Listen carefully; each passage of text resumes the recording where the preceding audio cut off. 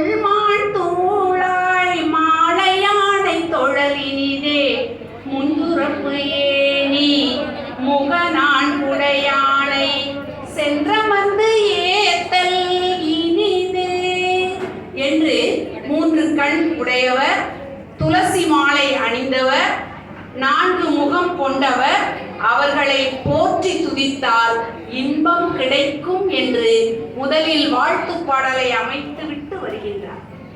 நேர்மறையாகவும் கூறுகிறார், எதிர்மறையாகவும் கூறி இவை செய்யாதீர்கள் என்றும் கூறுகிறார்.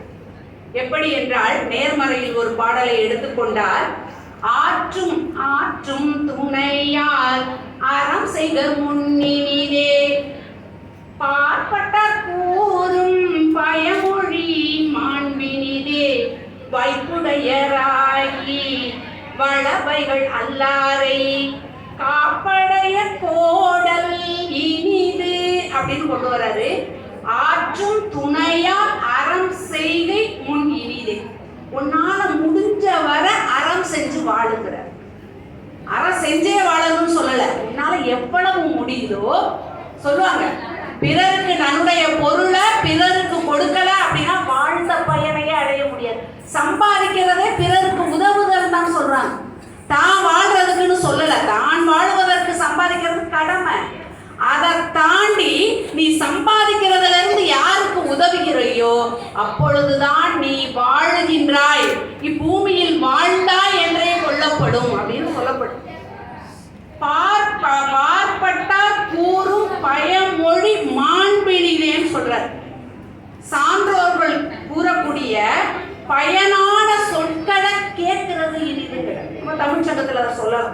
நிறைய கருத்துக்களை கேட்கிறோம், அது சிறப்புன்னு கொண்டு வர்றார். அடுத்து சொல்றாரு, வாய்ப்புடையராகி வளவைகள் அல்லாரை காப்படைய கோடல் இனிதுங்கிறார்.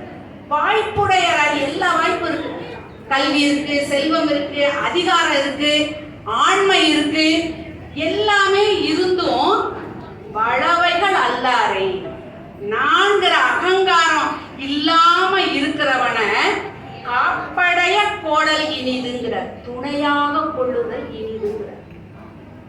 எல்லா வசதியும் இருந்து அவன் ஆணவம் இல்லாம வாழுகின்றானோ அவனை துணையா கொண்டு போ, உன்னுடைய வாழ்க்கையே இனிதாகவும் கொண்டு வர. அடுத்து எதிர்மறையா கொண்டு வர. என்ன கொண்டு வர்றாருன்னா, கடன் உண்டு வாழாமை காண்டல் இனிதே.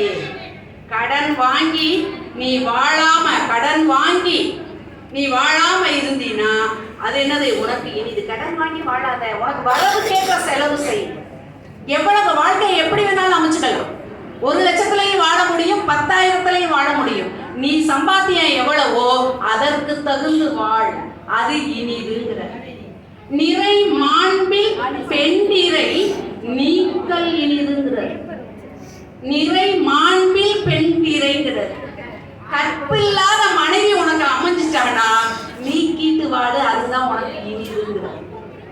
இதை நம்ம ஆணுக்கும் கொண்டு வரலாம். ஏன்னா பாரதி வச்சுட்டார்ல, கற்பினை இருவினுக்கும் பொதுவினில் வைப்போன்ட்டாரு. கற்பில்லாத ஒருவர் அமைஞ்சிட்டா நீ வச்சுட்டு இருக்காத, நீக்கிட்டு வாடு, அப்பதான் நீ இனிமையா வாழ முடியுங்கிற. மன மாண்பில்லாதவரை அஞ்சி அகழுதலும். என்னக்கா?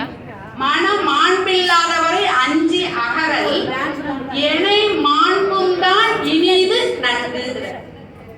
எனது பெருமை இல்லாதவரை அஞ்சி அகழுதல் எல்லாவற்றையும் விட இனிது. பெருமை இல்லாதவன் அப்படின்னா என்ன அர்த்தம்? நற்செயல் இல்லாதவன் அர்த்தம். ஒரு பெருமை கூட அவன்கிட்ட இல்லை. அப்படிப்பட்டவனை நீ அவனுக்கு பயந்து அணிஞ்சு அவனை வந்து நீங்கிறது எல்லாத்த விட